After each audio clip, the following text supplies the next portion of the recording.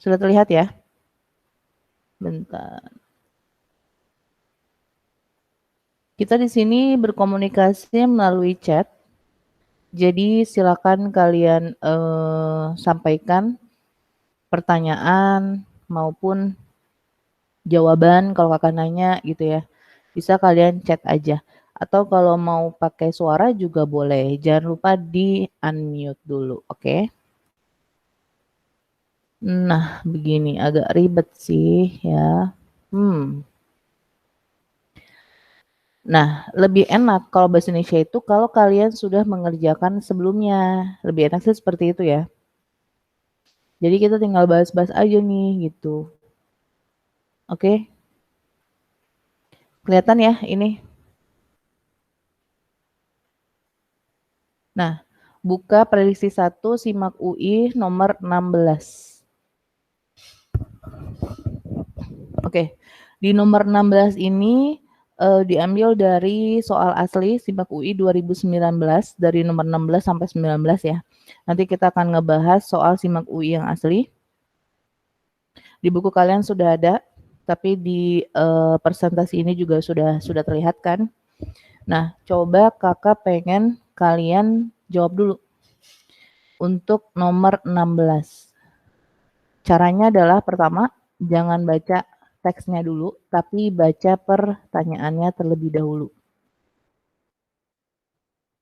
Nah, fungsinya buat apa? Supaya kalian tahu, kalian baca teks itu buat apa sih gitu. Jadi nggak ketika kalian baca teksnya duluan, kemudian kalian baru baca ABCD-nya, itu nanti bakal baca lagi teksnya gitu. Jadi akan berulang-ulang. Tapi kalau misalnya kalian baca pertanyaannya, yang ditanya apa? Pernyataan manakah yang tidak sesuai? Oh, yang ditanya adalah tidak sesuai dengan bacaan di atas. Lalu baru kalian lihat dari pilihan gandanya. Nah, di pilihan ganda tersebut, kalian cari kata kunci untuk mencari apakah pernyataan tersebut sesuai atau tidak. Jadi, ketika kalian sudah mencari kata kunci, kalian hanya membaca satu atau dua kalimat atau baca secara memindai atau pakai teknik scanning gitu. Bahasa Indonesianya adalah memindai gitu ya. Gitu. Jadi, selanjutnya kita lihat yang anu misalnya nih. Pihak industri dapat membantu program pola hidup bersih dan sehat melalui wakilnya pada program pendampingan. Coba dicari keywordnya, pihak industri. Ada di kalimat keberapa, lalu pada kalimat tersebut betul nggak pernyataan yang A ini gitu. Oke, caranya seperti itu. Lanjutkan sampai yang E. Jadi perhatikan dari A sampai E. Meskipun kalian sudah menemukan jawabannya, misalnya nih kalian nemuin jawaban di A nih. Terus jangan langsung dijawab A, tapi harus baca sampai yang E gitu. Pastikan bahwa E itu sesuai atau pastikan bahwa E itu tidak sesuai seperti itu, oke? Nah, sekarang kalian kerjakan dulu nomor 16 ini, lalu kalian sampaikan di chat. Minimal 3 orang ya, 3 orang yang jawab kakak akan bahas, oke? Pernyataan manakah yang tidak sesuai dengan bacaan di atas?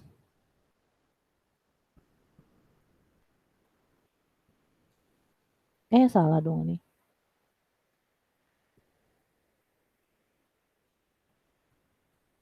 Silakan, di sini ada 20 orang ya. Kalian sudah punya bukunya. Ada Aisyah, Amelia, Ayu, Eldiva, Fahri, Galuh, wah banyak sekali. Nah, silakan chatting ya.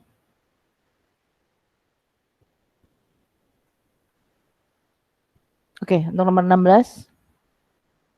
Kalau bingung bilang, Kak, aku bingung antara ini sama ini. Atau, Kak, kok semuanya sesuai ya gitu. Silakan, nggak apa-apa disampaikan aja.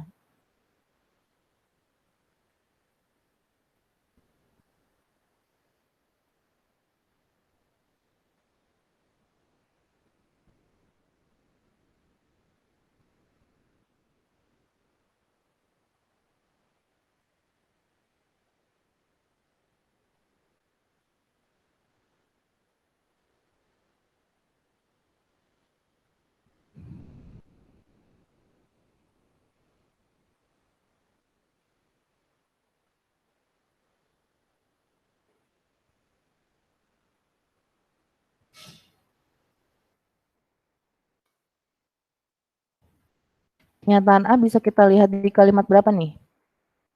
Pihak industri, secara scanning aja, ada kata pihak industri itu di kalimat berapa? Nih, nggak ada yang jawab nih. Ih, sedih banget aku tuh. Sendirian, nggak ada yang jawab. Aduh, makasih Aisyah. Ihud ya. Makasih udah jawab loh. Kata Aisyah ada di kalimat 8 pihak industri. Nggak ada. Adanya di kalimat 9. Iya, Ihud. Betul. Ihud apa Lut? I atau L itu? Maaf ya kalau salah nyebut ya. Ya, Ihud betul. Oke. Ya, jadi untuk yang A ini ada di kalimat 9. Pada program pendampingan, pihak industri bisa menempatkan perwakilannya untuk memantau keberlanjutan program kesehatan. Nah, pernyataannya sesuai enggak? Pihak industri dapat memantau program pola hidup bersih dan sehat melalui wakilnya pada program pendampingan. Oh, sesuai ya. Berarti pernyataan yang A ini sesuai dengan kalimat 9. Oke.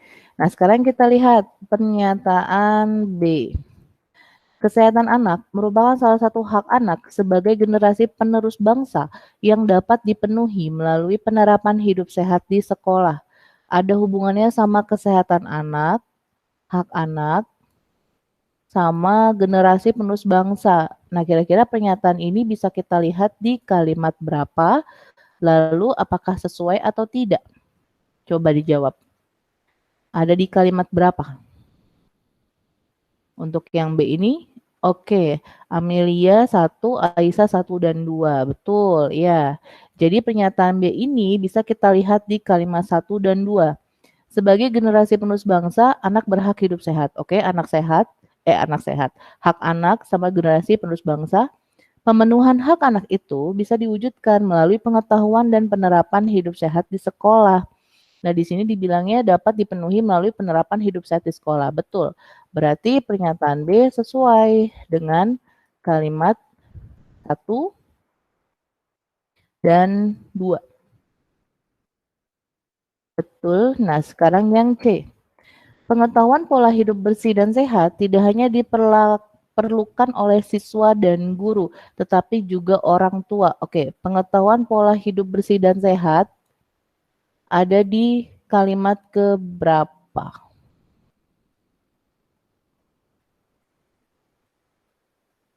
Silakan. Pengetahuan pola hidup bersih dan sehat atau mungkin siswa, guru, sama orang tua tuh ada di kalimat berapa sih?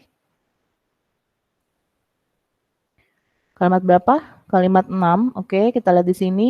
Program tersebut memberi siswa, guru, orang tua diajari hal-hal yang termasuk dalam pola hidup bersih dan sehat. Iya, siswa dan guru tetapi juga orang tua, betul ada 3. Ini pengetahuan pola hidup bersih dan sehat tidak hanya diperlukan oleh siswa dan guru, tetapi juga orang tua. Di sini memang ada tulisannya, siswa, guru, dan orang tua diajari hal-hal yang termasuk dalam pola hidup bersih dan sehat. Sebenarnya agak benar, tapi agak salah juga. Gimana ya? Jadi di yang B ini dibilangnya tidak hanya diperlukan. Enggak ada pernyataan itu sebenarnya gitu ya. Jadi di pernyataan B ini bisa jadi gitu. Bisa sesuai, bisa juga tidak. Tapi kalau di apa tuh namanya tuh secara tersirat bisa. Jadi secara tersirat bisa dianggap sesuai. Sesuai dengan kalimat ke-6 secara tersirat. Karena di kalimat ke-6 itu pernyataannya bukan diperlukan gitu, tapi harusnya diajari gitu kan, ya. Sekarang kita lihat pernyataan D. Kerjasama antara siswa, orang tua, dan guru dapat mewujudkan program pola hidup bersih dan sehat di sekolah. Ada di kalimat berapa? Kayaknya ini sama kayak kalimat 6 ya. Cuma masalahnya ada kerjasama di sini nih. Kerjasama ada di kalimat berapa?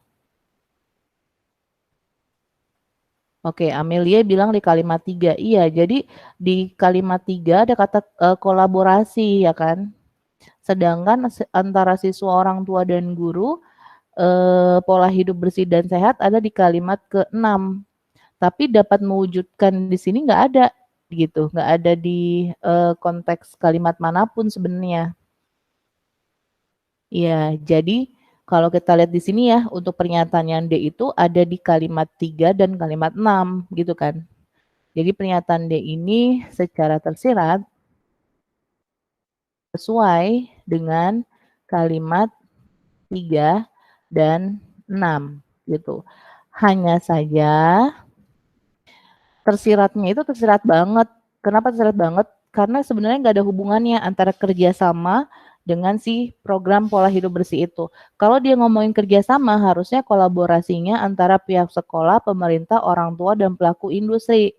Sedangkan kalau dia ngomonginnya pola hidup bersih dan sehat, baru siswa, guru, dan orang tua, seperti di kalimat ke-6 gitu. Jadi pernyataan D ini kalau memang tersirat ya bisa-bisa aja ya, karena kan masih satu kesatuan kan. Tapi kalau karena dia nanya yang tidak sesuai, nah antara C sama D ini memang dia secara tersirat kan, sesuai dengan kalimat 3 dan 6, hanya saja pada kalimat ketiga, kerjasama lebih tepat jika terjadi antara pihak sekolah, pemerintah, orang tua, dan pelaku industri gitu. Jadi bukan hanya guru, siswa, dan orang tua, nggak hanya itu gitu. Oke.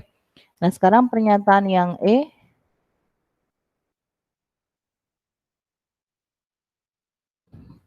aktivitas pola hidup bersih dan sehat bagi siswa dapat dibiasakan dalam kegiatan sekolah, seperti mencuci tangan, menyikat gigi, dan membuang sampah dengan benar. Tani, ada nggak kegiatan sekolah seperti ini? Kegiatan sekolah. Ada di kalimat berapa? Kakak ngintip dulu. Ada di kalimat 7. Oke, kita lihat kalimat 7. Edukasi tersebut dilakukan dengan mempraktekkan pola hidup sehat antara lain mencuci tangan. Iya, betul ya. Jadi ini masih bisa ya, karena kalimat 7 ini melanjutkan kalimat ke-6. Jadi kalau dibilang siswa dapat dibiasakan ya betul. Walaupun sebenarnya lebih lengkap kalau guru dan orang tua juga gitu ya. Jadi pernyataan E ini sesuai dengan kalimat 6 dan kalimat 7 gitu. Nah, dari A sampai E ini yang tersirat itu kan C sama D nih. Karena yang C dia menyiratkan pengetahuan pola hidup bersih dan sehat tidak hanya diperlukan. Sedangkan kalau yang D dia sebenarnya gabungan nih antara kalimat 3 dan 6 walaupun sebenarnya agak terlalu jauh gitu ya. Nah, kira-kira kalau yang ditanya tidak sesuai, yang ditanya kan adalah pernyataan tidak sesuai. Nah, yang tidak sesuai antara C sama D yang mana menurut kalian? Iya, Amelia sudah menjawab. Yang paling tidak sesuai adalah yang delta. Iya, ya. Kenapa bukan yang C, Ihud? Karena yang C itu dia masih bisa. Nih, yang C kan di kalimat ke-6 doang nih. Pengetahuan pola hidup bersih dan sehat tidak hanya diperlukan oleh siswa dan guru, tetapi juga orang tua. Di kalimat 6 bilang, siswa, guru, dan orang tua diajari hal-hal yang termasuk dalam pola hidup bersih dan sehat.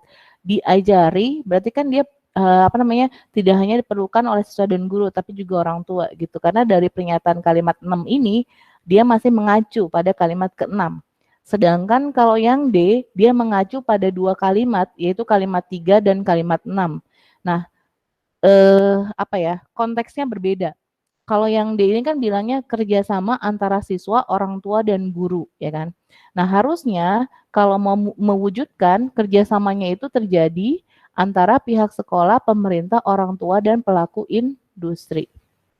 Harusnya itu gitu. Dan dia bilang dapat mewujudkan. Nah, dapat mewujudkan ini berkaitan sama yang kalimat 2 dan 3 di sini. Hal itu bisa dilakukan dengan apa? Dengan seperti ini.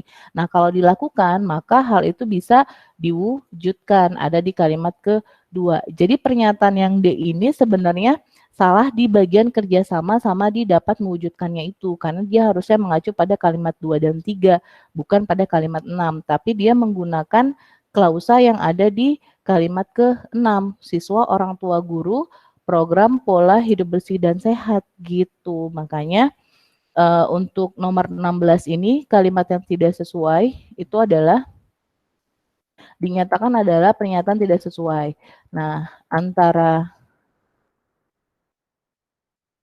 P dan D yang paling tidak sesuai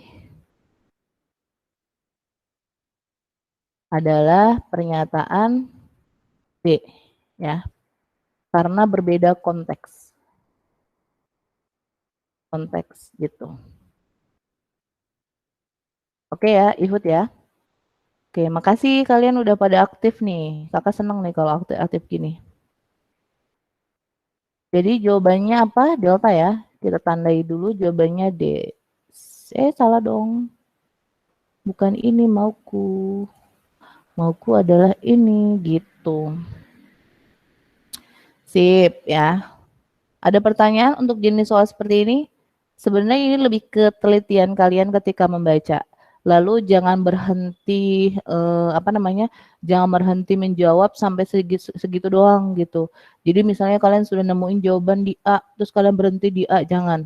Tapi benar-benar dipastikan A sampai E itu mana yang kira-kira bisa jadi jawaban. Seperti ini kan kita bisa tahu bahwa C sama D sama-sama tersirat. Lalu ketika kita bandingkan antara C sama D, oh ternyata yang lebih tidak sesuai adalah pilihan delta gitu. Oke? Kita lanjut nomor 17. Oke. Kata yang ditulis tidak sesuai dengan ejaan terdapat pada, nah sebelum kakak jelaskan nih, kira-kira ada yang bisa menjawab tidak? Oke, kakak tunggu.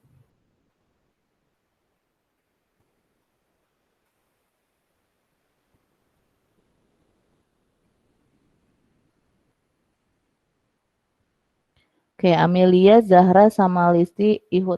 Wah, aku suka perbedaan. Ya, ada yang jawab A, boleh. Jawab C. Yang belum, ayo.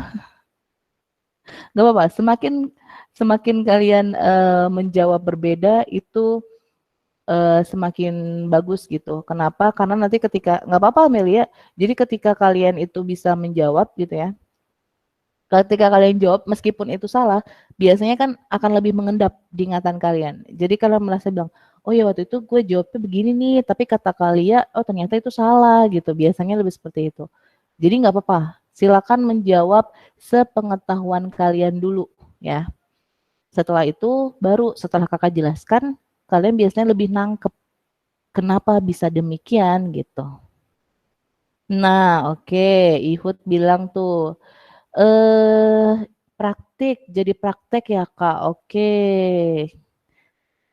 Oke, Eldiva nanya, kenapa tidak sesuai dengan ejaan Kak? Oke, sekarang Kakak kasih tahu dulu ya. Jadi, perhatikan pertanyaannya. Jadi jangan baca teksnya dulu. Lagi-lagi kalian baca dulu pertanyaannya, ya kan? Pertama, baca pertanyaan. Nah, setelah kalian sudah baca pertanyaan, dilihat ada kata tidak, bukan, kecuali. Nah, itu yang harus kalian perhatikan dulu. Kan dia bilang tidak sesuai, ya kan? Ditandai dulu. Lalu dia nanya adalah ejaan. Nah, dia kan nanya cuma ejaan nih, ya kan? Oke, nah sekarang gini, Mama. Jadi teorinya adalah untuk mengetahuinya, ini kita membutuhkan sumber PUEBI. Itu PUEBI. PUEBI itu adalah pedoman umum ejaan bahasa Indonesia. Nah, di PUEBI ini itu tuh ada pembahasan tentang ejaan dan tanda baca gitu. Jadi dipisah ejaan dan tanda baca. Nah, kalau yang ditanya ejaan berarti itu berhubungan dengan penulisan huruf dan penulisan kata. Kalau yang ditanya tanda baca, ya berhubungan sama penulisan tanda baca. Gitu. Nah, apa saja itu penulisan huruf dan tulisan kata? Tulisan huruf dan kata ini biasanya misalnya huruf kapital, huruf miring, terus kata baku, kan berhubungan ya sama penulisan kata kan. Lalu pengimbuhan, imbuhannya betul apa salah, penulisan imbuhannya betul apa enggak gitu. Terus apalagi sih, huruf kapital, huruf miring, kata baku, pengimbuhan, Ini loh penulisan apa sih namanya tuh bentuk terikat yang digabung atau yang tidak digabung gitu. Nah itu masuk ke dalam ejaan. Nah sedangkan kalau tanda baca ya penulisan tanda baca apa titik, kemudian koma, terus titik 2, titik koma, dan lain-lain. Nah, siapa yang belum pernah ngelihat Puebi selama hidupnya? Oke. Ya, kenapa tidak melihat Puebi selama siapa yang tidak pernah? Jadi kalian bisa melihatnya itu secara online. Ini Puebi ya. Jadi yang bagus adalah kalian download yang versi PDF-nya ya. Atau kalian bisa juga download di Play Store juga ada. Nah, kalau kalian memorinya penuh ya kan, kalian online bisa dicari Puebi daring. Ini Ivan Lanin ya. Ivan Lanin itu dia ahli bahasa. Jadi dia membuat sebuah situs yaitu Puebi. Dan di sini di daftar isi kita bisa lihat nih, ada penulisan huruf, ada penulisan kata, ada penulisan tanda baca, pemakaian tanda baca. Nah, kalau misalnya dia nanyanya ejaan, kalian fokus ke sini, ejaan. Pemakaian huruf sama penulisan kata. Ada huruf abjad, vokal, konsonan, diftong, gabungan huruf konsonan, huruf kapital, huruf miring, dan tebal. Biasanya sih berhubungan kalau kalian mau bacanya fokusnya ke huruf kapital sama huruf miring aja dulu ya. Huruf kapital sama huruf miring. Yang lainnya bisa nanti-nanti lah gitu. Nah kalau penulisan kata, kalian bisa fokusin ke kata berimbuhan, lalu gabungan kata, kata depan, terus apa ya, angka dan bilangan ya, kata ganti sama kata sandang. Bisa difokusin ke situ. Jadi dibaca-baca aja dulu ya. Ini harus kalian kuasai sih kalau untuk simak, oke? Nah, terus pemakaian tanda baca. Nah, ini semua harus kalian kuasai. Tapi yang lebih penting adalah titik koma, sama titik dua, lalu tanda hubung sama tanda pisah. Itu yang lebih penting. Kadang juga tanda petik juga suka ditanya. Gitu. Ya, jadi nanti dibaca dulu. Kalau sekarang kakak nggak bisa ngejelasin secara detail karena waktunya akan habis. Ya, ini menjelaskan Puebi bisa berapa jam ya? Bisa berapa hari bahkan kan. Jadi seperti itu. Nah, karena dia nanyanya ejaan, berarti kalian fokus ke penulisan huruf dan penulisan kata. Huruf kapital, huruf miring, kata baku, pengembuan, bentuk terikat, seperti itu. Nah, kita lihat yang kalimat 3, kalimat 4, 6, 7, dan 9. Apakah ada kesalahan di dalam ini? Nah, tadi kan Ihud ya. Ihud sudah menjawab tuh. Ihud sudah menjawab. Jawaban Ihud adalah yang Jawaban Ihud iya ya tahu. Oke, jawaban Ihud itu adalah yang kalimat berapa Hud tadi? Ini ya, kalimat 7 ya. Ya, yang D, kalimat 7. Kenapa kalimat 7? Karena kalimat 7 itu ada kata mempraktekan gitu. Jadi pada kalimat 7 ada kata mempraktekan. Nah, oke. Mempraktekan itu kata dasarnya kan praktek, ya kan? Nah, ini dia tidak baku gitu. Nah, kalian kalau misalnya nggak hafal mana yang baku, mana yang enggak, dan kalian mau cari tahu nih misalnya, Kak saya tahu dari mana Kak praktek itu baku atau enggak. Nah, kalian bisa ngeliat di KBBI. Ada KBBI daring nih. Nah, kalian cari aja kata praktek. Kan? Jadi ketika kalian cari praktek, ada nggak di KBBI? Ada. Di KBBI ada. Tulisannya seperti ini. Tapi dia suruh kita melihat kata praktik. Kita klik kata praktik. Nah, setelah kita klik kata praktik, maka ada tulisannya. Bentuk tidak bakunya adalah praktek. Nah, di kata praktik ini baru ada penjelasannya secara utuh. Seperti itu. Jadi, kata baku dan tidak baku di KBBI ada. Dan misalnya, kalau di KBBI nggak ada, berarti nggak baku ya, Kak? Nggak juga. Kayak tadi aja kita nyari praktek aja ada. Contohnya kayak resiko deh. Resiko, kita cari resiko. Ada kan di KBBI? Ya, tapi kita disuruh melihat risiko. Nah, setelah kita melihat risiko, baru Ada penjelasannya di sini. Berarti yang baku adalah si risiko. Nah, yang tidak baku adalah si resiko ini gitu ya. Jadi betul untuk praktek di sini salah. Harusnya mempraktikkan.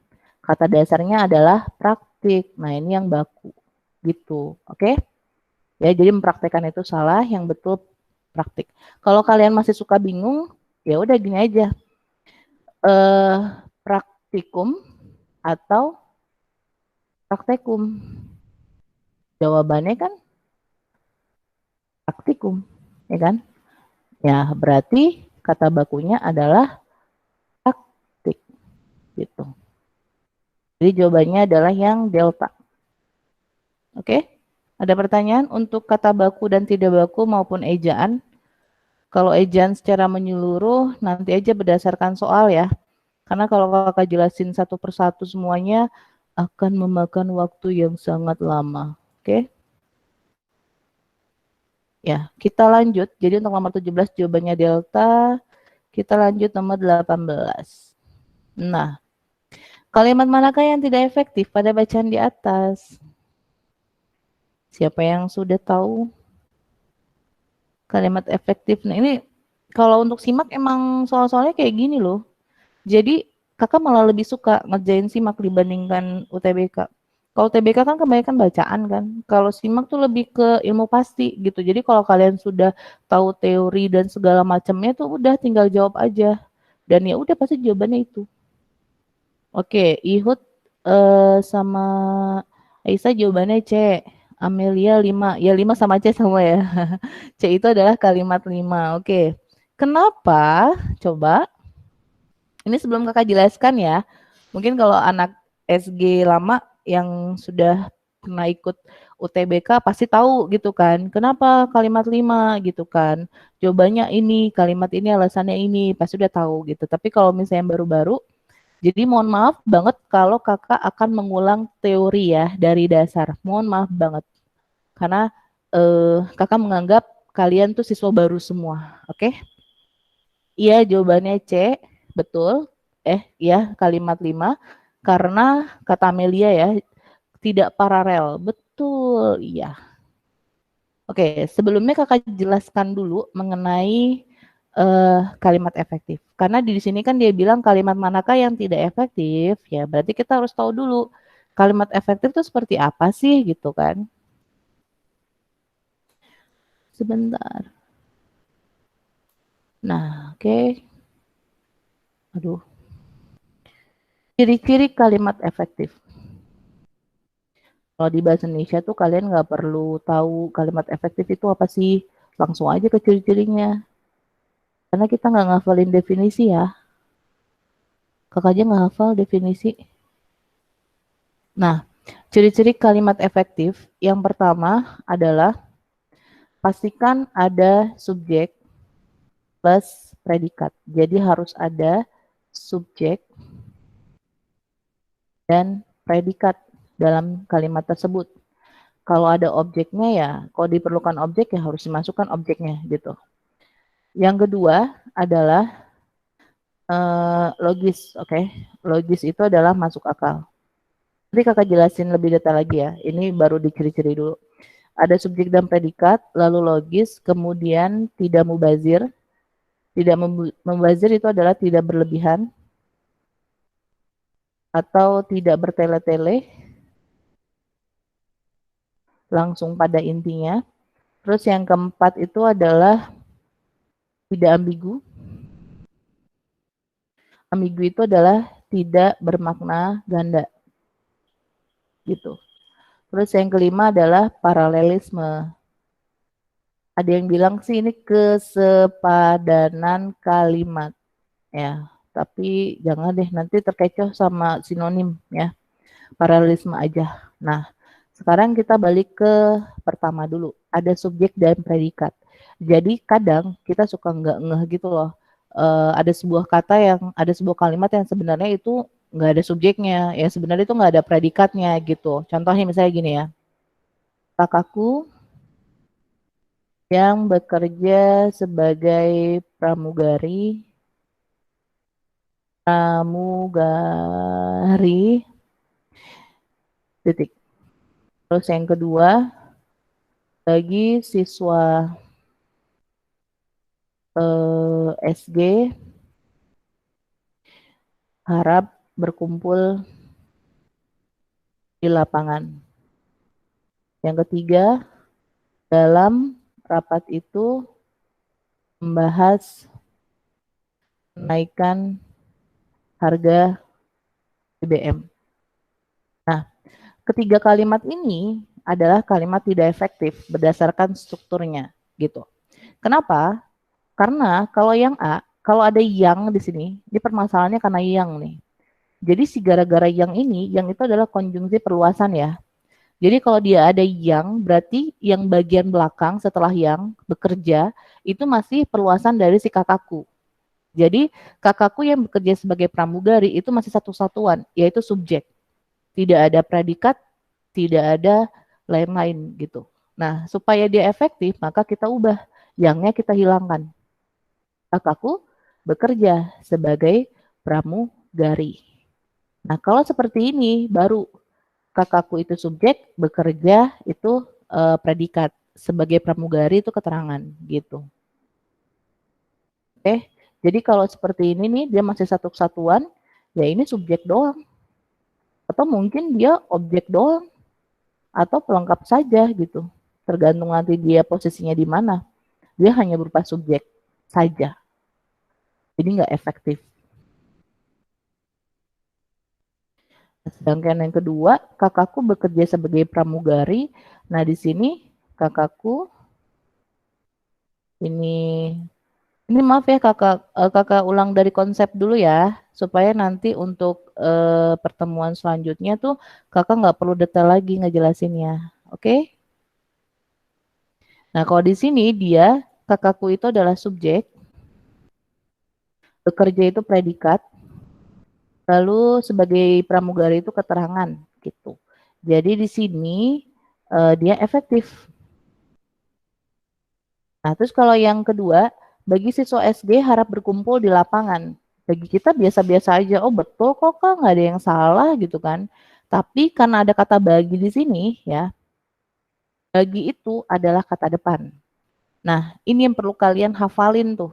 Kata depan tuh ada apa aja sih gitu. Tapi biasanya sering keluar tuh kayak bagi, di, ke, dari, pada, dengan, dalam, bagi, untuk, terhadap, apalagi ya, tentang. Nah, itu semua adalah kata depan.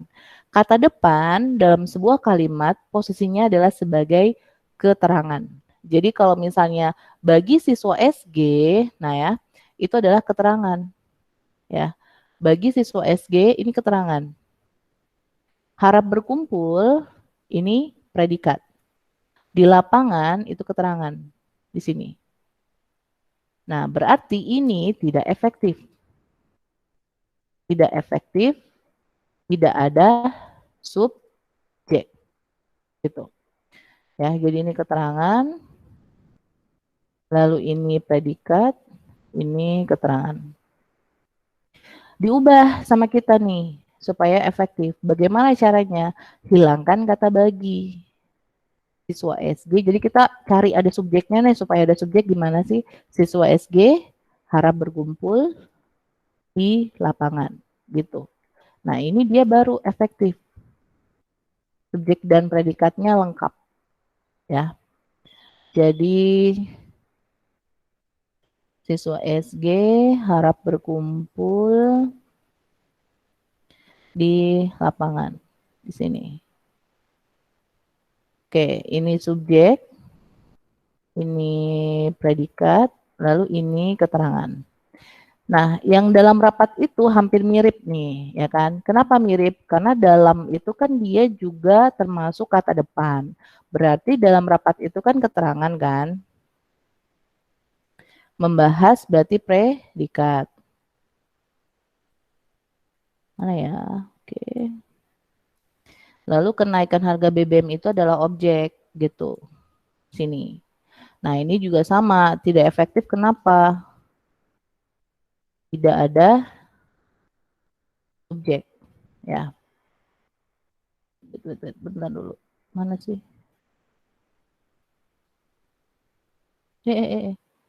Geser. Itu mana? K, lalu ini P, ini adalah O. Kenapa O? Karena dia bisa dipasifkan. Kenaikan harga BBM dibahas dalam rapat itu gitu. Makanya bisa dipasifkan gitu. Nah, ini tidak efektif karena tidak ada subjek. Supaya ada subjek, nggak bisa kita hilangkan dalam. Karena kalau kita hilangkan dalam, rapat itu membahas kenaikan harga BBM. Memang ada subjek predikatnya, tapi ini tetap tidak efektif karena tidak logis gitu. Maksudnya tidak logis apa? Ya nggak masuk akal. Kan di kedua kan tidak harus logis ya. Nggak masuk akal. Masa rapat membahas? Yang harus membahas siapa? Orang kan. Harusnya seperti itu. Jadi kalau mau kita perbaiki, tetap pakai dalam. Kita tambahkan subjeknya. Misalnya apa? Dalam rapat itu, pemerintah membahas kenaikan harga BBM. Nah ini baru dia efektif. Karena logis dan yang kedua adalah strukturnya tepat. Ada keterangan, pemerintah subjek, membahas predikat, kenaikan harga BBM objek gitu. Oke. Nah, sekarang kita yang kedua, logis. Apa itu logis? Logis itu adalah masuk akal. Contoh yang tidak logis adalah muat nih. Waktu dan tempat kami persilakan. Nah, ini tidak logis. Kenapa tidak logis? Karena yang dipersilakan itu adalah waktu dan tempatnya. Padahal harusnya kita menyilakan orang gitu ya.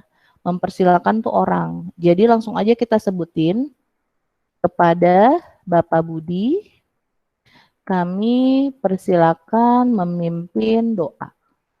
Gitu. Oke. Lalu yang mubazir tidak bertele-tele, tidak berlebihan. Contohnya apa? Misalnya masuk ke dalam kelas. Ini salah. Yang betul adalah masuk ke kelas gitu. Ya. Oh enggak. Dia masuk ke dalam kelas. Maka perbaikannya adalah dia masuk kelas langsung aja. Karena masuk udah pasti ke dalam. Terus kalau ambigu atau tidak, penjelasannya adalah misalnya kucing makan tikus mati. Nah ini ada 3 persepsi nih. Kucing makan tikus mati, kucing makan, tikus mati, kucing makan tikus, mati gitu. Jadi ada 3 persepsi. Nah ini dia tidak efektif. Supaya efektif, supaya yang walaupun ada 1000 orang yang baca, maknanya cuma 1, maka kita ubah. Kucing itu memakan tikus yang mati, misalnya gitu. Ya, jadi udah jelas subjeknya kucing, lagi makan apa? Tikus yang udah mati gitu. Jadi dia satu-satu aja jelas gitu loh. Jadi nggak ambigu gitu. Nah sekarang yang paralelisme, tadi kan udah pada jawab tuh ya. Kenapa paralelisme gitu? Kenapa jawabannya adalah yang C, yaitu kalimat kelima gitu. Di sini tulisannya bentar. Program tersebut memberi edukasi, membiasakan, dan pendampingan. Bentar.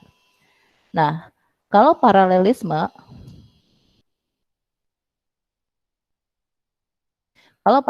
ini, kalian perhatikan kalimatnya itu ada perincian atau tidak gitu. Nah, kalau ada perinciannya, pastikan menggunakan kelas kata yang sama atau imbuhannya sama. Maksudnya kelas kata tuh gimana? Contoh gini, program tersebut memberi edukasi. Memberi edukasi kan dia kata kerja. Edukasinya kata benda, membiasakannya kata kerja, pendampingannya kata benda. Jadi kalau pean sama kean itu membentuk kata benda ya. Nah kalau nah itu dia pembentuk kata kerja gitu. Jadi di sini ada kata benda, ada kata kerja. Nah harusnya yang kita ubah itu semuanya harus sama. Mau kata kerja semuakah, mau kata benda semuakah, atau imbuhannya kita ubah. imbuhannya harus sama, mau me semua atau mau pe semua, gitu. Nah, kalau misalnya kalimat kelima ini salah, ya betul jawabannya yang ini, kalimat kelima ini salah, maka perbaikannya seperti apa? Jadi kalimat 5 tidak efektif karena tidak paralel. Gitu. Perbaikan yang tepat adalah kita ubah imbuhannya dan kelas katanya sehingga semuanya sama. Program tersebut memberi pengedukasian, pembiasaan, dan pendampingan. Nah, kenapa yang diubah itu lebih ke pengedukasian, bukan yang memberi edukasi, membiasakan, dan mendampingkan? Kenapa? Karena kalau ini kita ganti mendampingkan atau mendampingi, dia harus ada lanjutannya. Mendampingkan apa?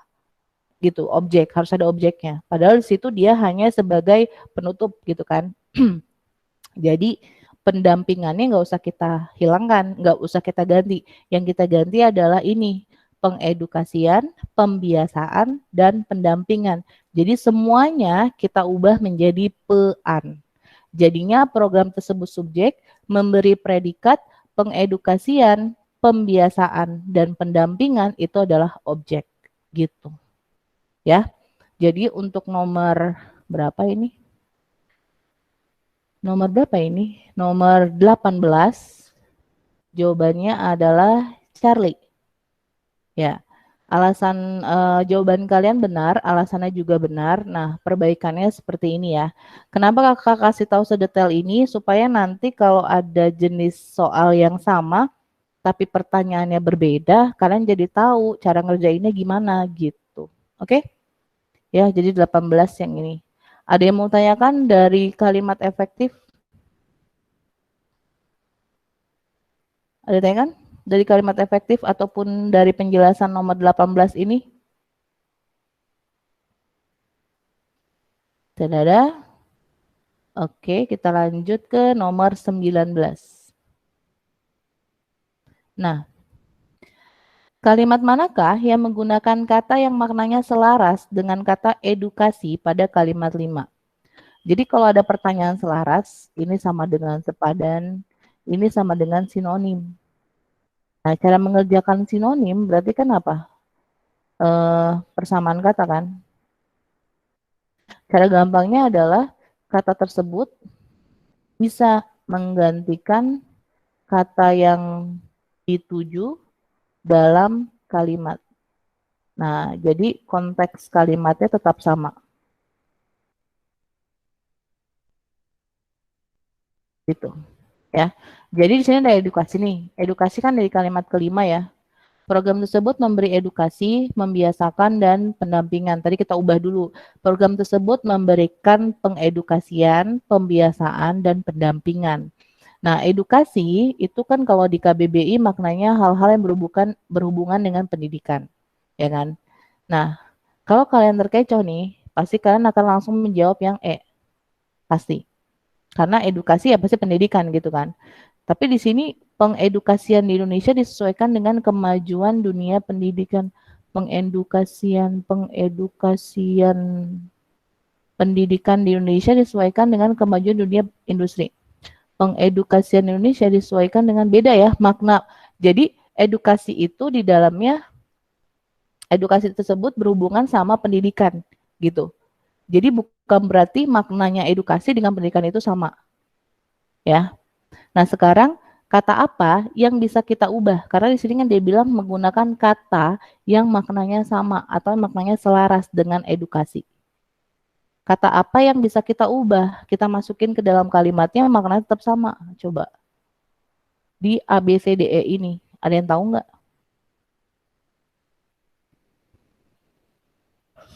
Oke, Amelia jawabannya delta. Kata apa tuh yang bisa diubah? Charlie ya? Sorry. Iya, C. Oke, coba. Kenapa, C?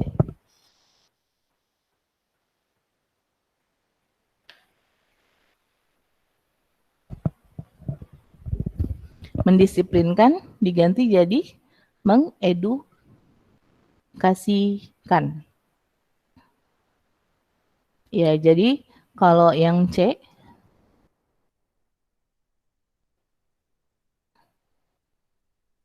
ada kata mendisiplinkan, ya. Kita ganti kalimatnya, ayahnya selalu mengedukasikan anak-anaknya dalam hal belajar dan membaca. Nah, membaca dan belajar kan masuk ke dalam pendidikan, ya. Jadi bisa nih yang C. Kalau yang B, kegiatan membaca dapat mengaruhi, masa mengedukasi kecerdasan anak atau mempengaruhi keedukasian anak? Nggak bisa ya, yang B bukan ya. Ya, jadi lebih ke C ya. Dari mendisiplinkan itu bisa kita ubah tuh. Pilihan C ada kata mendisiplinkan. Ayahnya selalu mengedukasikan, ya. Pilihannya ada kata mendisiplinkan yang bisa diubah dengan mengedukasikan gitu. Sehingga kalimatnya seperti ini, ya. Ayahnya selalu mengedukasikan anak-anaknya dalam hal belajar dan membaca gitu, atau enggak mengedukasi anak-anaknya gitu, ya. Jadi jawabannya adalah yang C, Charlie. Oke ya. Oke. Ada pertanyaan untuk nomor 19, selaras sama dengan sepadan atau sinonim ya. Lanjut nomor 20. Apa simpulan yang tepat dari bacaan di atas? Ini kayaknya mau nggak mau kalian harus baca seluruh teks deh. Nomor berapa sih? 20 ya. Ya, jadi simpulan yang tepat sebenarnya ya, sebenarnya gini. Cari simpulan itu ada dua macam. Cara yang pertama, sesuai dengan isi teks. Nah, kalau mau sesuai dengan isi teks, berarti kita harus cari gagasan utama masing-masing paragraf, gitu. Sesuai dengan isi teks, gagasan utama masing-masing paragraf. Nah, dari gagasan utama tersebut, dari gagasan utama tersebut, kita rangkai menjadi sebuah kesimpulan teks, gitu. Atau cara yang kedua, membuat simpulan, membuat hal baru, yang membuat hal baru jadi nggak boleh sama dengan gagasan utama gitu, membuat hal baru sehingga tidak boleh sama dengan kalimat yang sudah ada, tapi masih berhubungan dengan keseluruhan. Harusnya seperti itu. Jadi mau nggak mau baca, ya, baca dulu. Nah, biar gampang bacanya adalah cari gagasan utama. Gagasan utama ada di kalimat utama, ya kan? Nah, kalimat utama itu terletak di mana? Terletak di awal paragraf, akhir paragraf, atau awal dan akhir paragraf, gitu. Ya, jadi ada 3. Oke, sekarang kita lihat. Setelah terkubur selama jutaan tahun dan ditemukan di Jerman puluhan tahun yang lalu, sebuah fosil monster laut yang hidup bersama dinosaurus akhirnya berhasil diidentifikasi. Fosil yang pertama kali ditemukan di lahan konstruksi oleh seorang kolektor fosil, Lothar Schulz, di Hanover pada tahun 1980-an. Skull kemudian menyimpan tulang belulang itu menjadi koleksi pribadinya sebelum memberikannya kepada Siegfried Schubert yang juga seorang kolektor. Nah, di sini ada ini ya. Jadi ini bisa semacam kalimat utamanya. Jadi intinya akhirnya berhasil diidentifikasi seperti itu. Nah, di paragraf kedua, Di tangan Schubertlah, para peneliti dari Jerman dan Swedia akhirnya mendapat akses untuk mempelajarinya. Berarti mengacu pada fosil yang ada di paragraf kedua. Sebagai ucapan terima kasih, para peneliti pun memberi nama reptil itu sebagai ini. Jadi ada pemberian nama di sini. Memberi nama reptil itu sebagai ini. Karena Schuberti itu ya, yang sering disingkat A. Schuberti. Arminisaurus diambil dari nama kepala perang Jerman yang bernama ini. Oh, berarti ini alasan penamaan. Kalimat 6 menjelaskan kalimat kelima. Kalimat 5 menjelaskan kalimat keempat.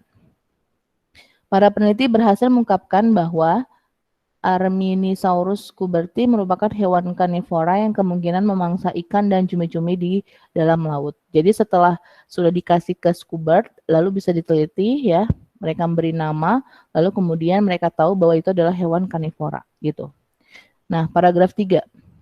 Ketika digali, fosil Arminisaurus schuberti sempat mengalami beberapa kerusakan. Berarti ini kondisi ya. Kondisinya gitu. Meskipun demikian, para peneliti berhasil mengumpulkan sekitar 40% kerangka, yakni sebagian tulang rahang, beberapa gigi, sebagian tulang belakang, tulang rusuk yang patah, tulang disirip, dan tulang bahu yang hampir sempurna. Panjang tubuh Arminisaurus schuberti diperkirakan mencapai sekitar 3-4 meter atau seukuran bis sekolah. Ia menjadi spesimen terlengkap dari era Pliensky, gitulah, sekitar 190 juta tahun yang lalu. Nah, berarti paragraf 1 itu gagasan utamanya adalah penemuan fosil, kemudian berhasil diidentifikasi, lalu paragraf kedua, fosil tersebut akhirnya bisa dipelajari, jadi ada penamaan, lalu kemudian ternyata dia hewan karnivora. Lalu di paragraf ketiga itu menjelaskan keadaan fosil tersebut gitu. Oke? Jadi itu yang bisa kita sampaikan di paragraf ini gitu, di teks ini. Nah, dari ketiga paragraf ini, apa simpulannya yang tepat? Coba.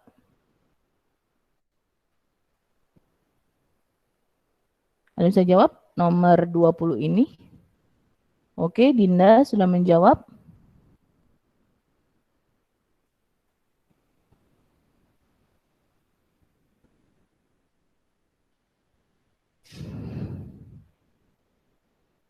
Sesuaikan dengan gagasan utama ya.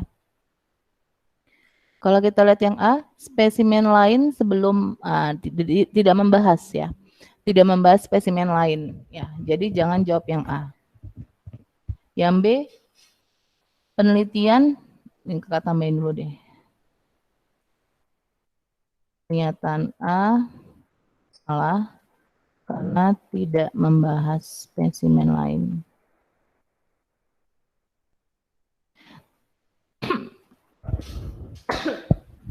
Jadi pernyataan A ini tidak bisa menjadi kesimpulan ya.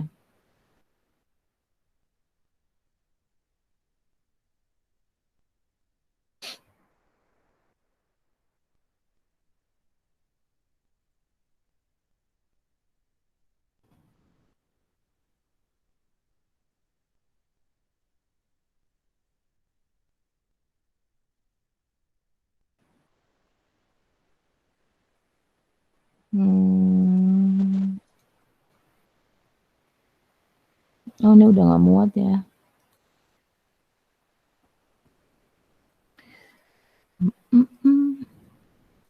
Oke. Nah, yang B, penelitian mengenai Arminisaurus schuberti mengungkap latar belakang, cara hidup masa lalu, dan keadaan fosil tersebut. Keadaan ada di paragraf kedua ya. Cara hidup masa lalunya ada nggak, Dinda? Nadine, kan jawabnya B nih. Cara hidup masa lalu ada nggak? Cara hidup. Listia jawabnya E tuh, oke. Ya, jadi yang B ini dia tidak ada cara hidupnya ya. Salah karena Rex tidak membahas latar belakang dan cara hidup gitu. Yang kok C sih? Yang B, sorry. Yang B. Nah, yang C, penamaan menunjukkan bahwa penghargaan terhadap kolektor sangat penting. Itu hanya menyebutkan paragraf 2 aja ya, jadi yang C juga nggak bisa. Terus yang D, penelitian mengenai Arminisaurus cuberti mengungkap adanya hewan laut yang hidup bersama dengan dinosaurus. Enggak. Terus yang E, fosil monster laut yang hidup bersama dinosaurus akhirnya terungkap ada di kalimat 1 sebagai gagasan utama dan diberi nama Arminisaurus cuberti, ada di paragraf kedua secara keseluruhan. Jadi memang ini kan ngomongin si fosil tersebut. Nah, fosil tersebut dinamain Arminisaurus cuberti dan gagasan utamanya ada di paragraf 1 kalimat 1, paragraf 2 kalimat 2 sama paragraf 3 kalimat pertama. Paragraf 2 kalimat pertama. Oh, sorry. Ya, jadi semuanya ada di kalimat pertama ini gitu ya. Jadi memang lebih tepatnya itu adalah pernyataan yang E ya. Karena sesuai sama gagasan utama. Itu. Jadi harus dilihat dari A sampai E. Yang A nggak bisa, yang B kenapa, yang C kenapa gitu, oke? Jadi benar ya, untuk nomor 20 ini jawabannya lebih ke E. Karena yang E ini dia ada di sebagai gagasan utama di sini, gitu. Ya, jadi Listia benar ya. Nah, jadi kesulitan di SIMAK UI itu dia lebih kalau bacaan tuh kayak kita harus lebih teliti lagi gitu. Karena cuma beda 1 atau 2 kata dan itu sangat berpengaruh ternyata ya. Pernyataan yang C dan Kakak lengkapin dulu ini buat pembahasan kalian ya. Pernyataan C dan D hanya per kalimat ya, bukan gagasan utama. Itu. Oke, apa nih? Pindah. Tapi kalau sebagai gagasan utama, salah satu paragraf doang itu bisa dijadikan simpulan juga, Kak. Kan dia tidak mencakup seluruhan isi dan dari bacaan di atas. Iya, emang tidak mencakup dari seluruhannya, tapi kan kita bisa membandingkan dari pilihan lainnya. Misalnya nih, tadi kan yang A kenapa tidak bisa jadi kesimpulan? Karena gagasan utama, bentar. Karena gagasan utama itu tidak membahas spesimen lain gitu. Di spesimen lain dia hanya menyebutkan di mana tuh spesimen tuh. Ada di kalimat berapa dia? Jadi dia bukan sebagai gagasan utamanya. Mana tuh spesimen lain? Tuh kan di sini kan dia bilang gagasan utama ada di kalimat 1 ya, masing-masing paragraf kan. Nah, kalau kita lihat yang A nggak ada, dia ada disebutin, tapi bukan sebagai gagasan utamanya. Jadi hanya kalimat pernyataan yang sesuai aja gitu. Terus kalau yang B, penelitian mengenai ini mengungkap latar belakang cara hidup masa lalu, dan itu yang salah. Karena tidak ada latar belakangnya, tidak ada cara hidup masa lalunya. Tapi keadaan fosilnya ada gitu. Jadi yang B salah gitu, karena di dalam teksnya itu tidak membahas latar belakang dan cara hidup. Ya. Jadi yang B salahnya di situ.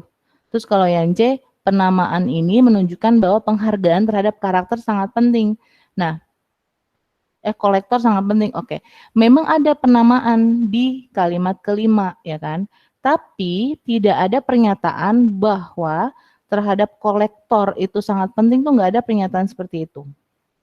Ya, itu hanya sebuah opini. Oh, itu hanya simpulan pribadi dari si pembaca gitu. Terus lagi pula kan intinya bukan penamaannya gitu kan, tapi intinya adalah sebuah penelitian dari si fosil tersebut gitu. Nah, terus kalau yang D, penelitian mengenai, nah ini penelitiannya benar nih, mengenai Arminisaurus cuberti mengungkap adanya hewan laut yang hidup bersama dengan dinosaurus. Nah, di awalnya betul penelitian mengenai ini, tapi yang mengungkap adanya hewan laut yang hidup bersama dengan dinosaurus itu nggak penting, ngerti nggak sih? Itu bukan gagasan atau dari intinya. Intinya adalah penelitian ini mengungkap keadaannya sebuah fosil yang dinamai Arminisaurus kuberti gitu. Ya, jadi yang dia tidak bisa jadi jawaban ya karena itu tadi.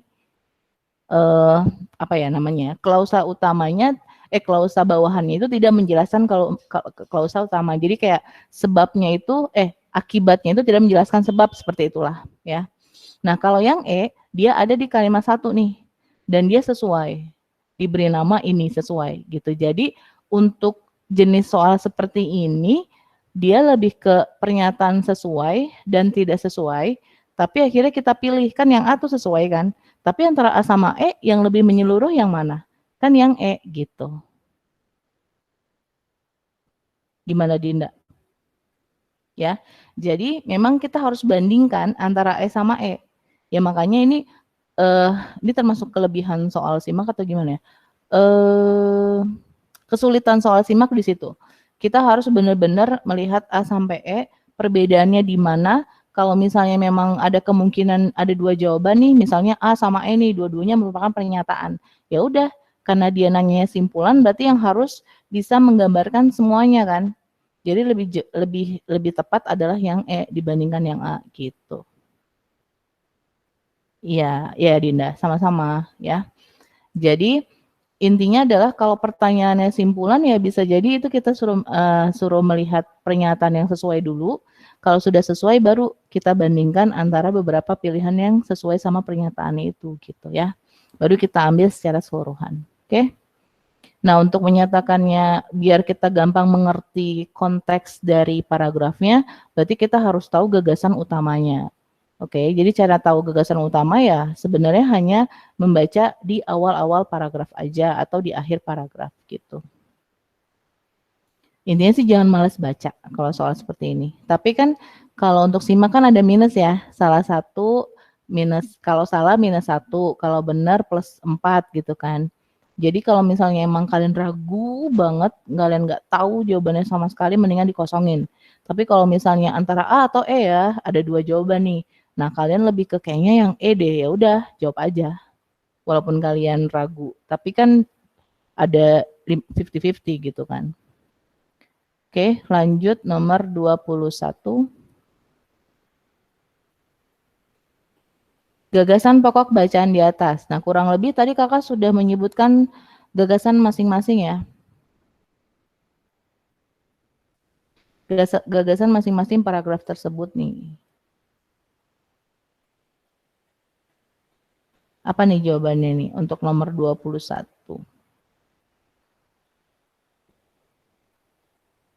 Oke, gagasan utama, gagasan pokok sama.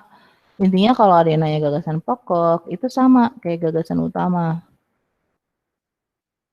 Sama kayak yang nanya ide pokok. Nah, ini semua ada di kalimat utama.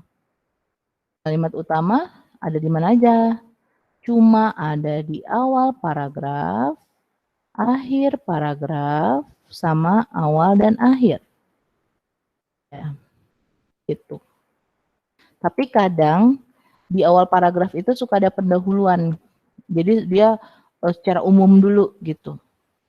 Nah, biasanya kalimat utamanya ada di kalimat kedua atau ketiga setelah itu. Tapi kalau untuk paragraf yang ini dia gagasan utamanya tuh tadi yang kakak bilang ada di awal ya. Ini yang kalimat 1. Ya, di kalimat 1. Kenapa kalimat 1? Karena kalimat 2, fosil yang pertama kali ditemukan bla bla bla, itu dia menjelaskan kalimat 1 tentang fosil tersebut gitu. Terus di kalimat 3, School kemudian menyimpan tulang belulang itu, ada kata itu di sini kan.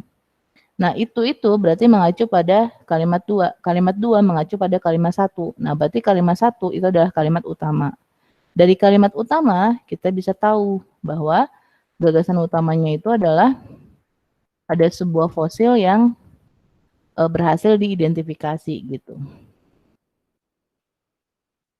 Fosil yang berhasil diidentifikasi. Terus yang kok ini sih di sini salah nih Eka.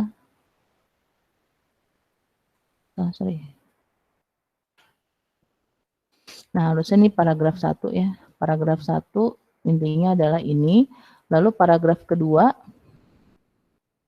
Di tangan Schubert-lah, para peneliti dari Jerman dan Swedia akhirnya mendapatkan akses untuk mempelajarinya. Nah, ini mempelajari apa gitu kan? Nah, mempelajari apa aja sih? Namanya, kemudian apa sih namanya nih? Mengungkapkan hewan karnivora gitu. Jadi, paragraf 2 ini intinya adalah mempelajari apa tuh namanya? Fosil A. Schuberti. Gitu. Terus paragraf 3, ketika digali, fosil ini sempat mengalami beberapa kerusakan. Nah, apa aja kerusakannya? Dijelaskan di kalimat 9, 10, dan 11 gitu. Jadi di sini berarti keadaan ya. Berarti paragraf ketiga itu adalah keadaan dari fosil A. Schuberti. Keadaannya apa aja? Ada di kalimat 9, 10 gitu. Nah, dari ketiga gagasan ini ya, kita bisa tahu nih gagasan pokoknya yang mana. Ada yang bisa? Silakan dijawab. Nomor 21.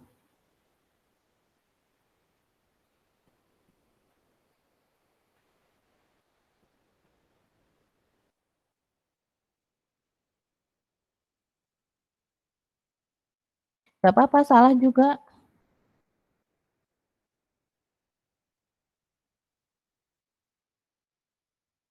Oke, Dinda sudah menjawab.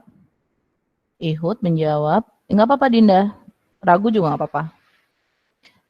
Seperti yang kakak bilang, kalian dengan kalian menjawab, berarti tandanya kalian sudah mencoba untuk berpikir gitu ya. Ketika kalian sudah mencoba untuk berpikir, itu biasanya apa ya, melatih gitu, melatih pemikiran kalian untuk bacaan, soal bacaan gitu aja. Bingung tandanya kalian berpikir, gitu aja ya. Eldiva juga sudah menjawab, oke. Dinda A, Ihud B, Eldiva A. Oke. Oke, nah gini, kalau kalian jawab A, kenapa kalian nggak jawab C? Kenapa kalian nggak jawab D? Kenapa kalian nggak jawab E? Karena penemuan fosil ada di paragraf 1. Penamaan ada di paragraf 2. Penggalian memang tidak ada ya, tapi kan sempat dibahas tuh penggalian tuh. Di mana sih penggalian ya? Oh, yang kalimat 8 tuh penggalian kan. Lalu yang keadaan dibahas tuh di paragraf ketiga. Jadi kalau misalnya kalian jawabnya A, kenapa enggak C, kenapa enggak D, kenapa enggak E gitu. Jadi semuanya tuh ada di teks. Nah, semuanya itu dirangkum menjadi sebuah penelitian. Jadi Ihud betul. Ya. Jadi gagasan pokok isi seluruh paragraf. Penemuan ada di paragraf 1, penamaan ada di paragraf 2, penggalian ada di paragraf ketiga, keadaan ada di paragraf ketiga. Nah, dari semuanya penemuan, penanaman, penamaan, penggalian dan keadaan itu merupakan penelitian gitu ya. Jadi gagasan pokok isi seluruh paragraf adalah penemuan tentang apa sih? Tentang penemuan, penamaan, penggalian, dan keadaan fosil A. Schuberti. Nah, ini semua terangkum pada penelitian gitu. Jadi jawaban yang tepat adalah yang B, penelitian. Ya. Karena kalau kalian jawab A, kenapa enggak C, kenapa enggak D, kenapa enggak E? Karena semuanya ada di situ. Nah, sedangkan kalau penelitian kan berarti dia benar-benar sampai ke semuanya gitu, ya. Jadi untuk nomor 21 jawabannya adalah bravo.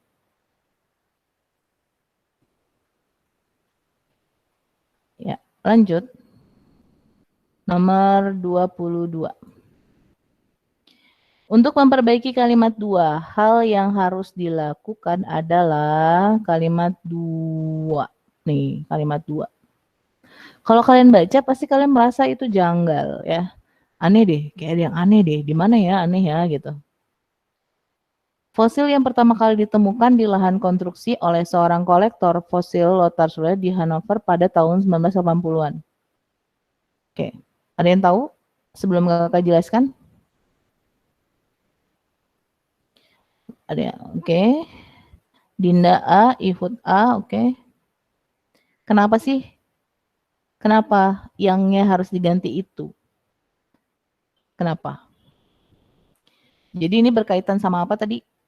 Kalimat efektif ya. Jadi kalimat 2 ini adalah kalimat tidak efektif. Nah, kenapa tidak efektif? Tadi ciri-cirinya udah ada ya. Ciri-ciri kalimat efektif ini nggak kakak jelasin lagi, tapi kakak cuma mengingatkan bahwa ada subjek plus predikat harus. Kalau ada objek, masukkan objeknya. Kemudian dia harus logis, masuk akal, tidak ambigu, tidak mubazir, dan harus paralelisme. Ini wajib kalian hafal ya. Gitu. Jadi ini.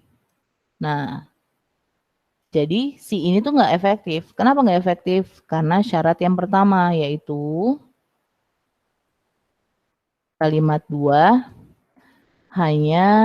kalimat 2 itu tidak terdapat predikat. Gitu. Nih bentar. Kenapa? Seperti contoh yang sebelumnya ya, kakak sudah menyontohkan yang kakakku yang itu kan. Jadi kalau ada yangnya, berarti dia masih perluasan. Ini kakak hilangkan dulu deh ininya deh. Ya, jadi kalau ada yang di sini nih, dia masih perluasan. Pertama kali ditemukan itu masih perluasan dari si fosil gitu. Kakakku yang paling besar, intinya kakakku. Kakakku yang bekerja sebagai pramugari, intinya kakakku. Yang bekerja sebagai pramugari, perluasan dari si kakakku. Yang pertama kali ditemukan di lahan konstruksi oleh seorang kolektor fosil bla bla bla bla sampai akhir itu adalah perluasan dari si fosil. Jadi hanya berupa subjek gitu. Ya kan? Nah, jadi gara-gara si yang ini nih ya. Yang itu adalah konjungsi yang menyatakan perluasan gitu. Perluasan dari fosil. Jadi hanya berupa subjek kalimat ini tuh. Nah, supaya efektif, maka yangnya kita hilangkan. Boleh diganti dengan itu. Fosil itu kita ganti ya.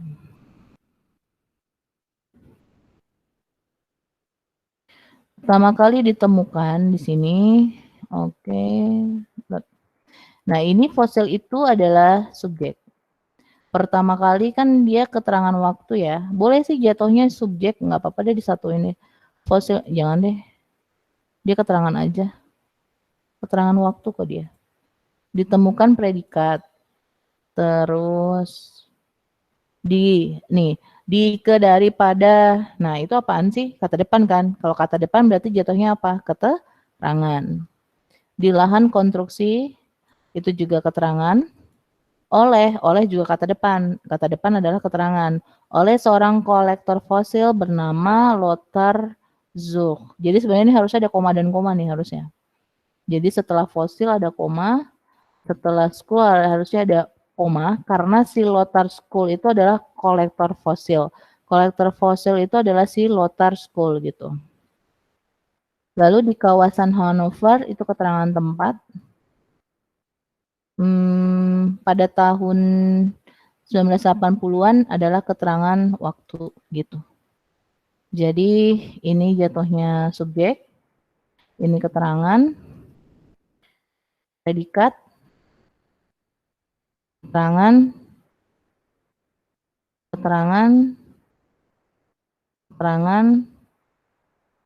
Pokoknya kata depan tuh keterangan gitu ya. Nah di sini, jadi setelah kita hilangkan yang, lalu kita ganti dengan itu, dia jadi subjek, ada predikatnya gitu. Jadi intinya adalah fosil itu ditemukan, intinya itu. Inti dari kalimat kedua, fosil itu ditemukan, asalkan sudah diubah dengan si A itu gitu ya. Jadi betul tuh kata siapa nih? Dinda sama Ihud ya. Jadi jawabannya adalah yang A. Warnanya salah. Gitu. Oke? Ada pertanyaan untuk nomor 22? Enggak ada?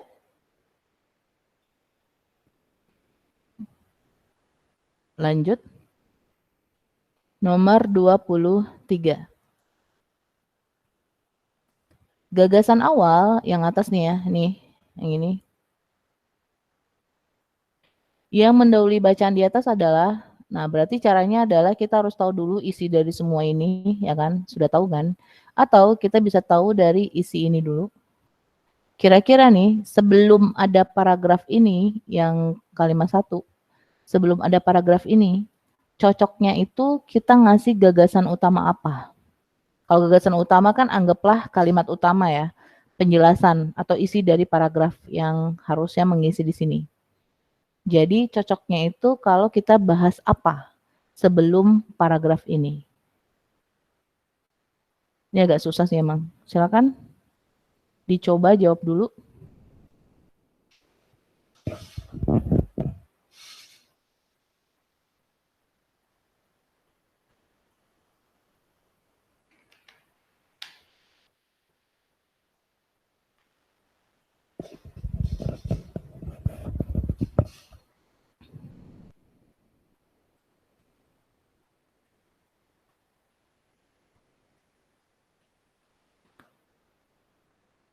Kita lihat yang A ya, coba ya. Kita lihat yang A dulu deh.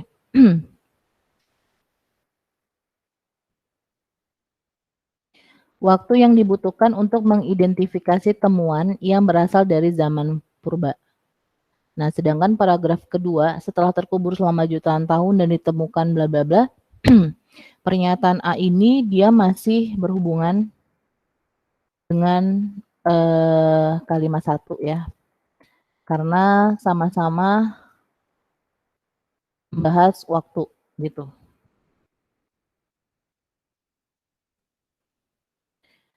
Karena kan di sini kan setelah terkubur selama jutaan tahun. Nah, di sini waktu yang dibutuhkan untuk mengidentifikasi. Karena di kalimat 1 kan ada kata diidentifikasikan.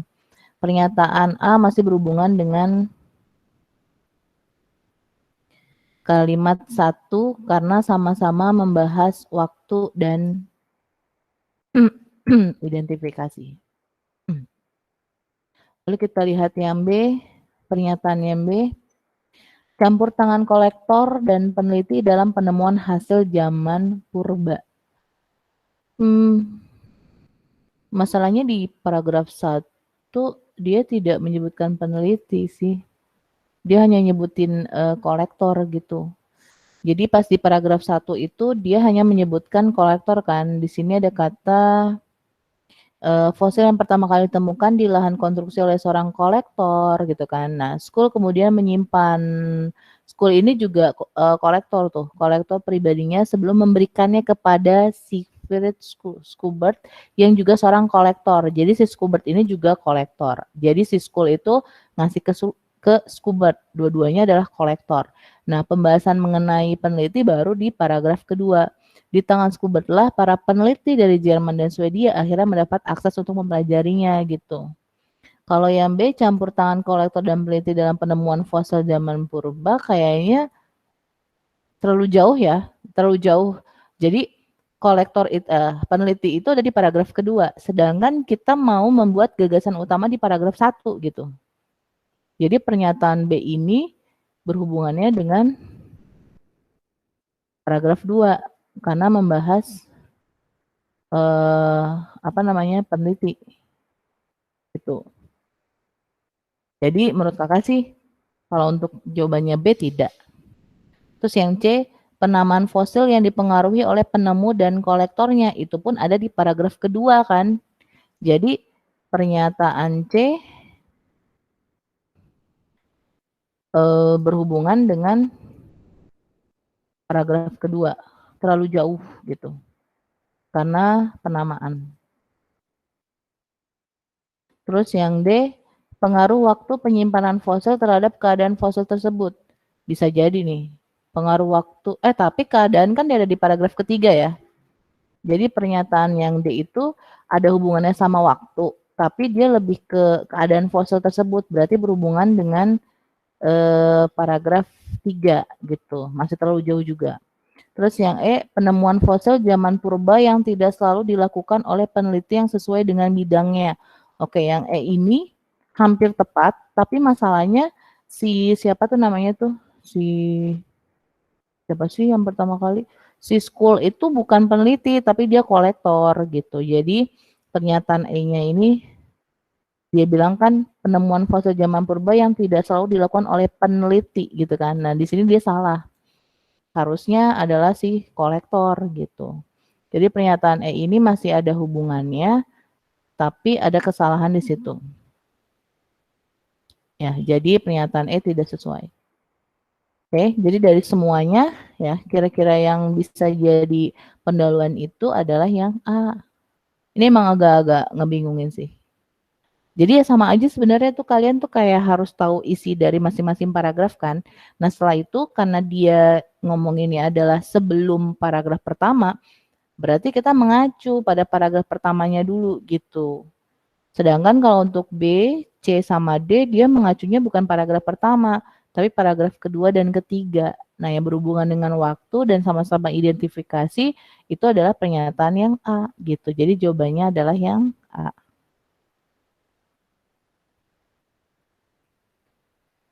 Ya, jadi jawaban adalah A. Ada pertanyaan nggak? Oke, lanjut. Nomor 24.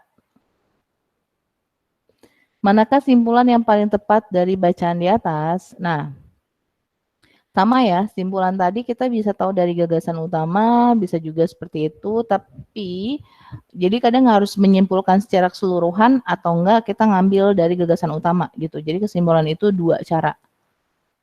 Nah, di sini kita bisa lihat sepak bola menjadi salah satu olahraga terpopuler di dunia. Kalau kalimat duanya ngebahas kepopuleran sepak bola, baru pada kalimat satu ini adalah kalimat utama gitu.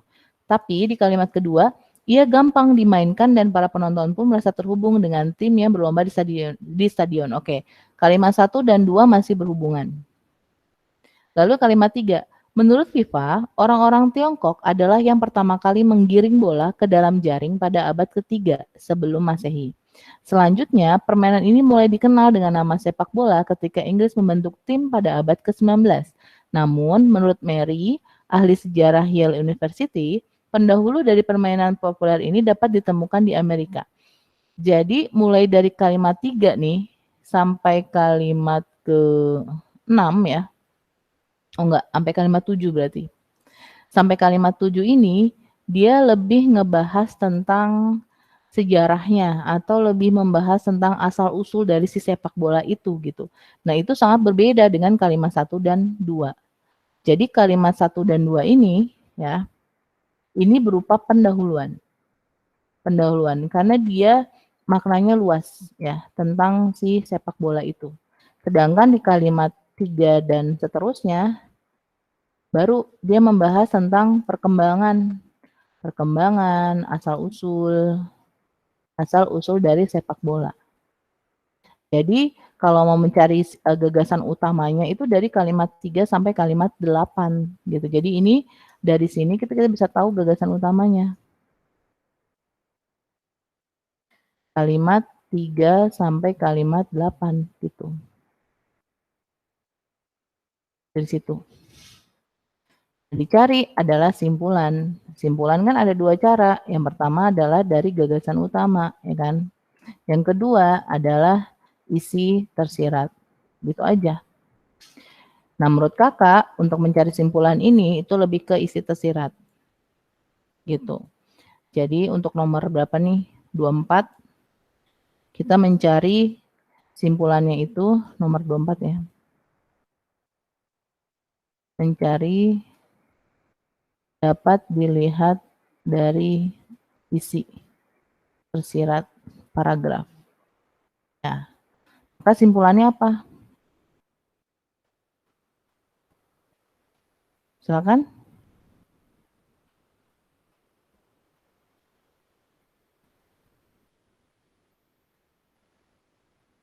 Iya, iya Dinda, betul. Ya, jawabannya adalah C. Kenapa bukan A? A itu kebudayaan Cina, dia hanya di kalimat ketiga ya. Iya nggak sih? Iya betul. Lalu yang B, kenapa bukan B? Karena dia di Inggris. Inggris tuh kalimat ke berapa doang gitu kan. Mana itu?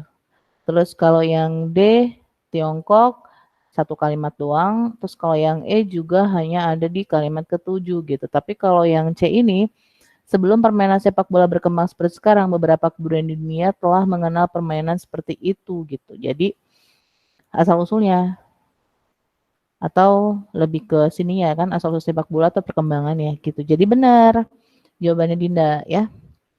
24 dapat dilihat dari isi tersirat paragraf. Ya, dapat disimpulkan jawabannya adalah Charlie karena menyeluruh ya. Pilihan lainnya lebih pernyataan yang sesuai per kalimat gitu. Oke? Ya, lanjut nomor 25. Kalimat manakah yang menggunakan kata yang beragam non formal? Non formal berarti apa? Non formal itu adalah tidak resmi alias biasanya digunakan pada percakapan sehari-hari gitu.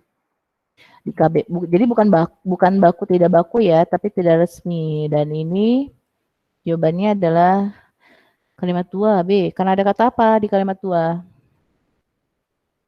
Pada kalimat 2 ada kata gampang. Betul, harusnya mudah ya. Pada kalimat 2 ada kata gampang. Harusnya mudah. Mana tuh kalimat 2? Iya gampang, iya mudah, harusnya mudah ya. Begitu, betul. Oke lanjut. Nomor 26. Duh nanggung ya. Oke, lanjut nomor 26. Nah ini masih dengan teks yang sama. Kira-kira tadi ya, bisa lah. Ayo, cepat. Jawabannya apa nih? Kita satu soal lagi ya.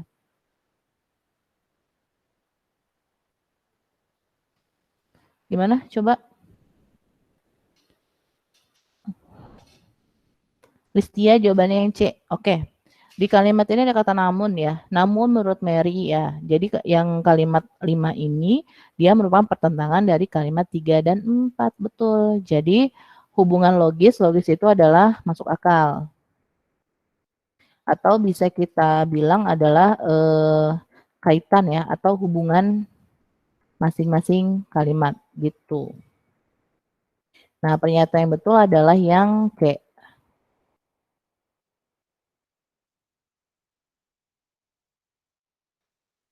Karena kalimat 5 menentang, ada kata namun.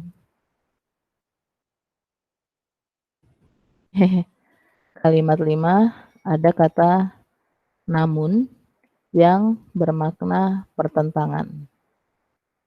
Lalu kalimat 3 ya, 3 dan 4 adalah penambahan gitu dia. Jadi kalimat 4 menambahkan kalimat ketiga. Betul. Kalimat 4 menambahkan kalimat 3 ya. Jadi kalau kita lihat di sini, menurut FIFA, orang-orang Tiongkok adalah yang pertama kali menggiring bola ke dalam jaring pada abad ketiga sebelum Masehi. Selanjutnya, dikatakan kata-kata selanjutnya. Selanjutnya berarti menambahkan, lalu namun ini menentang. Jadi pernyataan 3 dan 4 ditentang oleh kalimat kelima. Maka jawabannya adalah yang C, betul. Sip, oke. Tadi kita mulai jam berapa sih?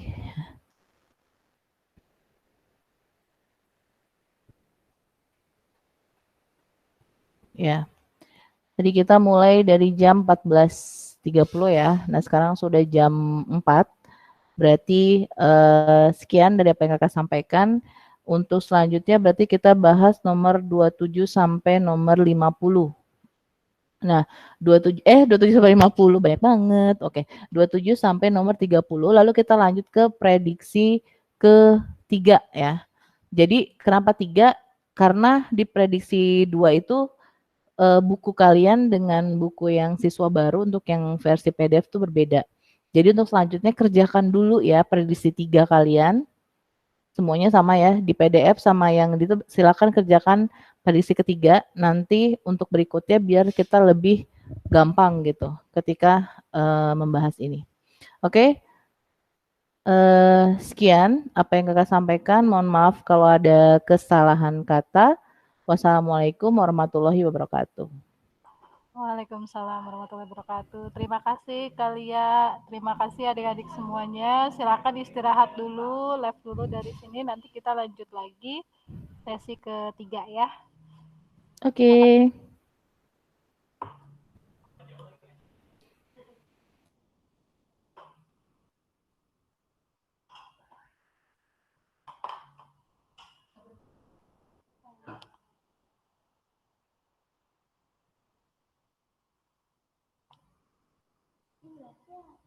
Yang si ini kan yang barusan banget mau di 4:30 di sekolah kan? Iya. Dia 4:30 ikut ngebahas. Betul.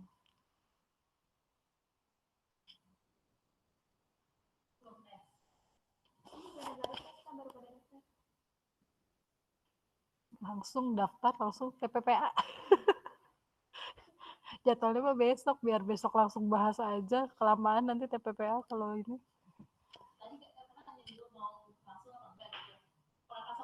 Enggak langsung. Enggak. Soalnya besok emang agendanya biar kan ini ada nih yang gabung ke kelas yang udah ada. Jadi masa daripada dia nyusun ntar ketinggalan pembahasan, mending langsung pembahasan. Ini yang nanti kelas 4:30 Kak ada. Ada satu orang. Dua orang. Ada 2 orang. Yang 4 orang tuh yang kelas baru besok. Makanya karena dijadwalin 2 orang itu ya udahlah sekalian aja yang 4 baru.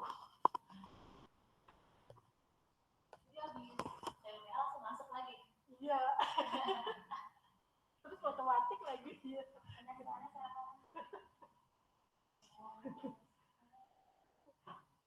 Aku berarti ngirim modul ya. Matematika. Tadi kan tuh kelas 1 sih IPA IPS. IPA ya. Modulnya belum ada ini fisik yang fisik belum ada. Di aku udah ada pesanan Depok Timur, tapi kan ada buku tentor. Buku kelas 6 SD baru ada besok, jadi nanggung kalau ngambil itu doang.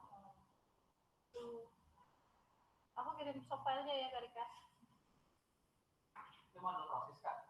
Modul TA 2021. Modul proses tambahan. Modul proses. Yang sekarang, yang alumni. Tambahan soal. Oh, soal tambahan ya, kita minta ya. Oke Kak, itu aku kirim juga Kak. Oh, ini belum pada keluar sih. 6 sesi, 1 sesi,